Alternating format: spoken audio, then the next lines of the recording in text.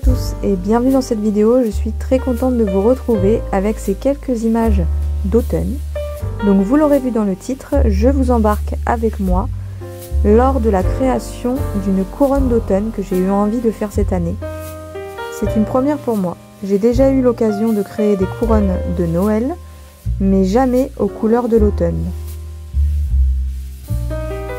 Donc je commence par vous présenter un petit peu les différents types de végétaux que j'ai réussi à trouver dans la nature.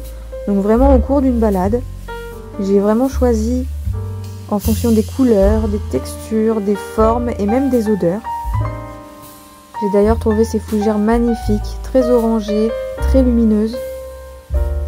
Alors cette plante-ci, malheureusement, je n'ai pas su vous dire ce que c'était. Si vous savez, ça m'intéresse. C'était un petit arbuste. Et alors les grappes de sumac, c'est vraiment ce que j'ai adoré, on dirait du velours. Alors vous vous en doutiez peut-être, mais je ne peux pas tourner une vidéo sans le passage d'un petit compagnon. Aujourd'hui c'est Filou qui nous accompagne. Et donc c'est parti avec les branches de sapin pour la création de la couronne en elle-même, vraiment le support. Alors je voulais créer un support de couronne que je pourrais réutiliser pour Noël. Malheureusement, je suis pas emballée, donc je pense que je réessayerai à Noël. Mais c'est vrai que dans l'esprit, j'aimerais bien en créer un que je puisse me servir tous les ans, à chaque occasion. Et pourquoi pas même pouvoir les réutiliser, même au printemps par exemple, en agrémentant avec des fleurs colorées. Alors comme vous pouvez le voir, j'ai choisi des branches assez souples que j'ai pu torsader sur elles-mêmes. Et puis ensuite attacher avec des petites cordelettes de chanvre. Donc les cordelettes, c'est de la récupération de cordes de bottes de paille, des anciennes bottes de paille qui étaient tenues avec des cordelettes en chanvre. J'ai essayé de faire quelque chose d'assez épais quand même, qui ait de la consistance, et puis de faire une jolie forme arrondie.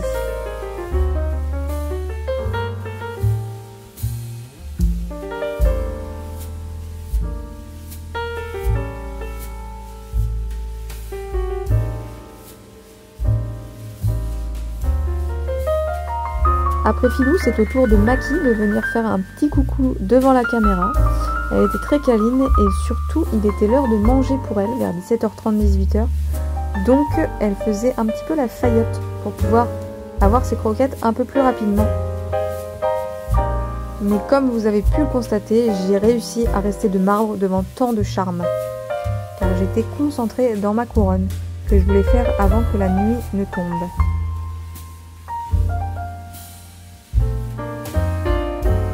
Donc une fois que la base de ma couronne est faite, j'ai décidé de couper les petits excédents de ficelle.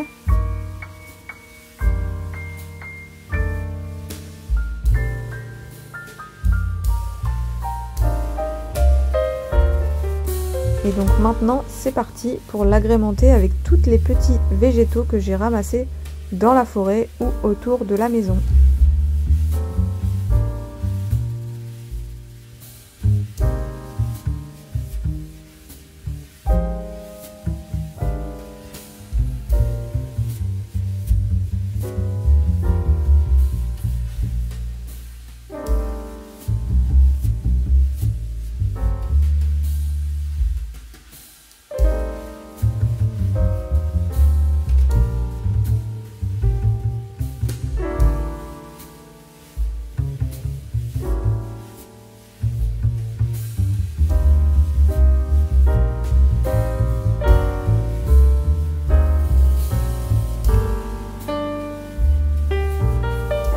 Et voilà le résultat.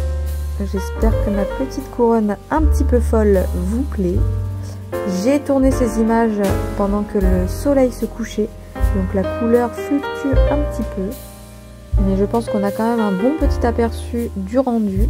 Et de toute façon, je vous ai tourné quelques autres petites vidéos le lendemain, une fois qu'elle a trouvé sa place dans la maison, dans l'entrée.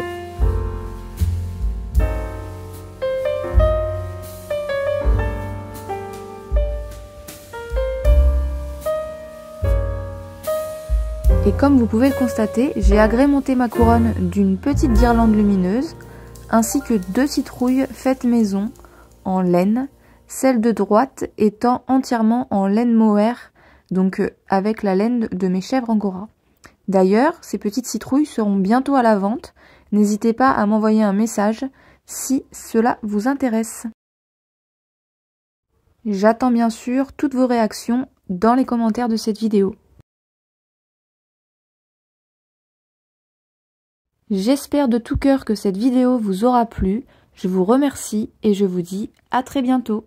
Bye bye.